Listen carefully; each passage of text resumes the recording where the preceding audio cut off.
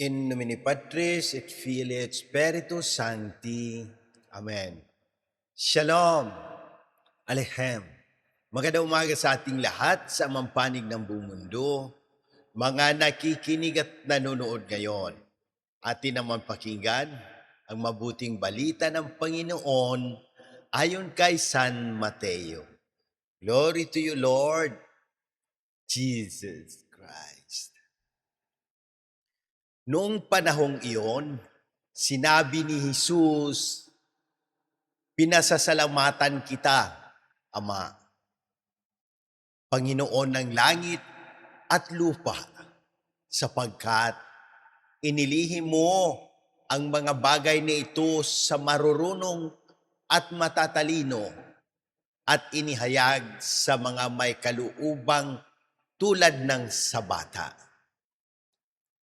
Oo, Ama, sapagkat gayon ang ikinalulugod mo. Ibinigay sa akin ng aking Ama ang lahat ng bagay. Walang nakakakilala sa anak, kundi ang Ama.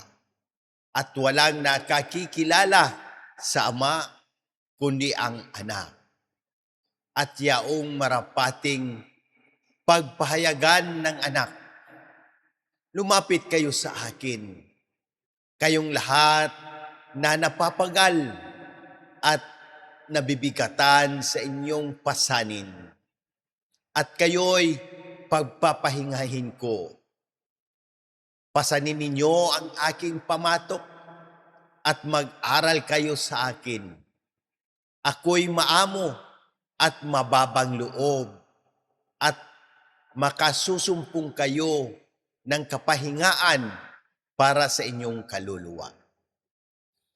Sapagkat maginhawang dalhin ang aking pamatok at magaan ang pasaning ibibigay ko sa inyo.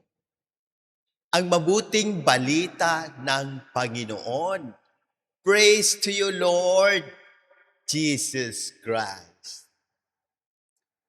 Pagnilaya natin bilang mga Romano Katoliko, ngayong ika-14 na linggo sa karaniwang panahon. Sa mabuting balita sa Mateo, sa aking pagninilay, ang tumatak sa akin ay ang paanyaya ni Jesus. Lumapit kayo sa akin, kayong lahat na napapagal at nabibigatan sa inyong pasanin, at kayo'y pagpapahihingain ko. Napakagandang paalala nito sa panahon ngayon.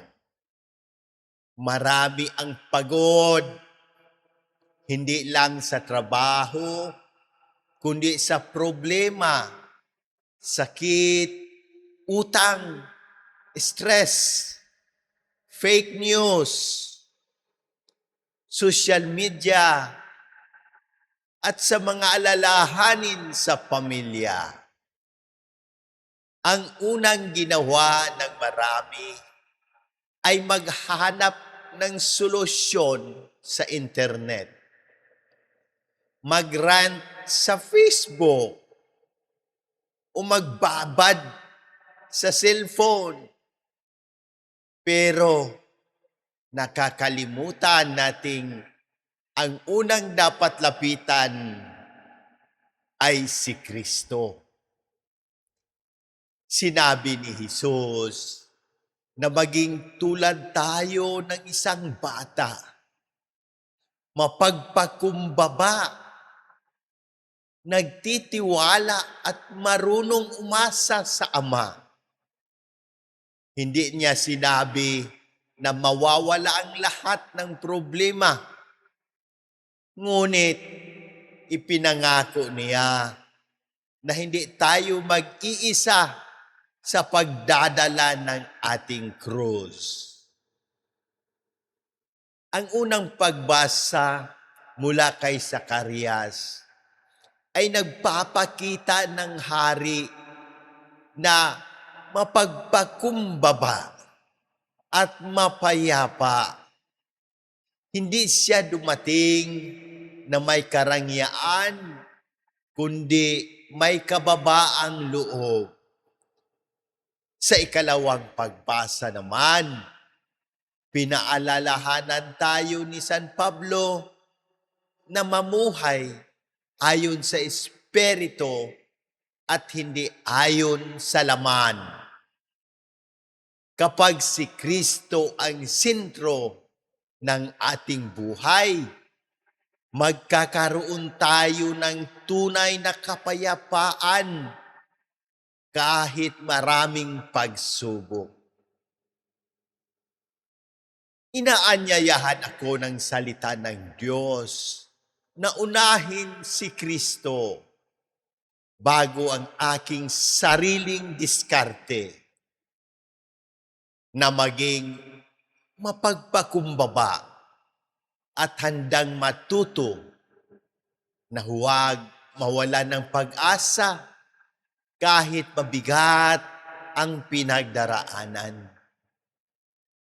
Nadalhin ang aking krus kasama si Jesus. Hindi ako lamang. Minsan, nakakatawa, pero totoo. May ilan na kapag mahina ang wifi, halos maiyak na. Pero kapag mahina na ang buhay, pananalangin, parang okay lang. Kapag low battery ang cellphone, agad naghahanap ng charger. Pero kapag low battery na ang kaluluwa, bihira tayo maghanap ng simbahan o magdasal. Kapag may sale sa mall, gigising ng madaling araw. Pero kapag linggo at oras ng banal na mesa, ang alarm ang laging nasa sakripisyo. Kapag may chismis, mabilis kumalat. Pero kapag salita ng Diyos ang ibabahagi, sasabihin pa, mamaya na lang, nakakatawa man, pero ito ang realidad ng ating panahon. Kaya inaanyayahan tayo ni Jesus na bumalik sa Kanya sapagkat siya lamang ang nagbibigay ng kapanghingaan na hindi kayang ibigay ng mundo. Ano ang tamang gawin bilang mga Romano Katoliko? Dumalo ng buong puso sa banal na misa tuwing linggo at mga pistang pangili.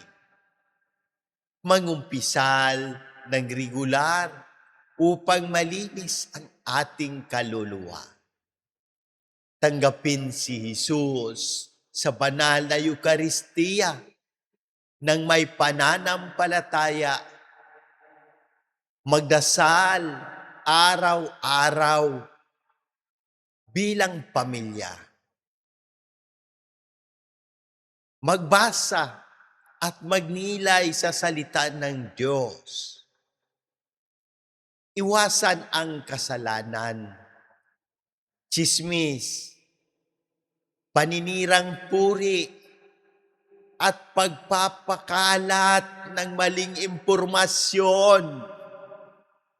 Maging maawain, magpapatawad, at maging saksi ng pag-ibig ni Kristo sa tahanan, sa opisina, sa paaralan at komunidad.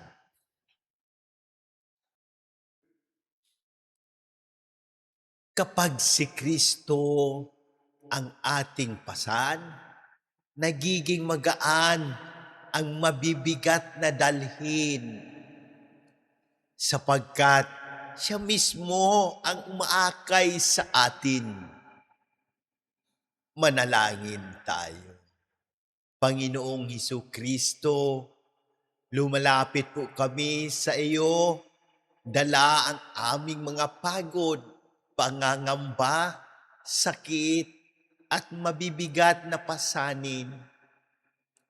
Salamat sapagkat hindi mo kami iniiwan at patuloy mo kaming inayayahang lumapit sa iyo upang makatagpo ng tunay na kapahingaan. Ipinagdarasal namin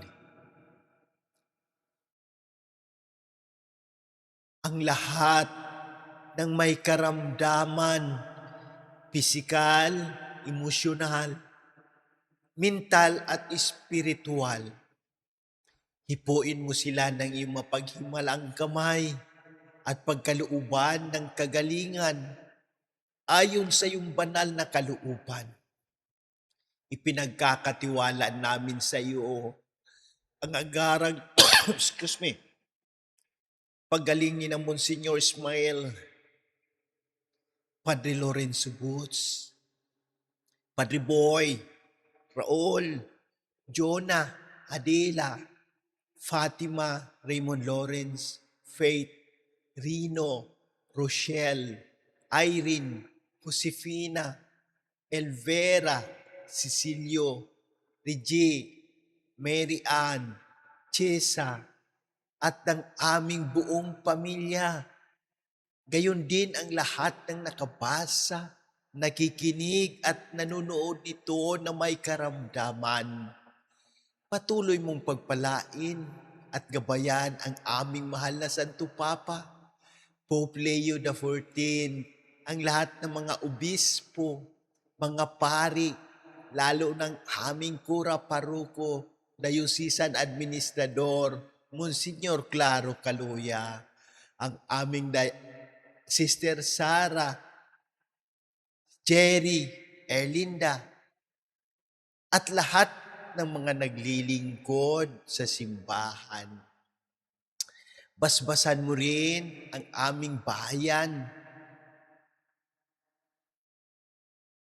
ang Pilipinas, ang aming Presidente Ferdinand Marcos Jr., ang Senado, ang Kongreso, ang aming gobernador, mga mayors. Bigyan mo ng karunungan at katapatan silang lahat. At lahat ng mga naglilingkod sa pamayanan upang manaig ng katotohanan, katarungan at kabutihang panlahat.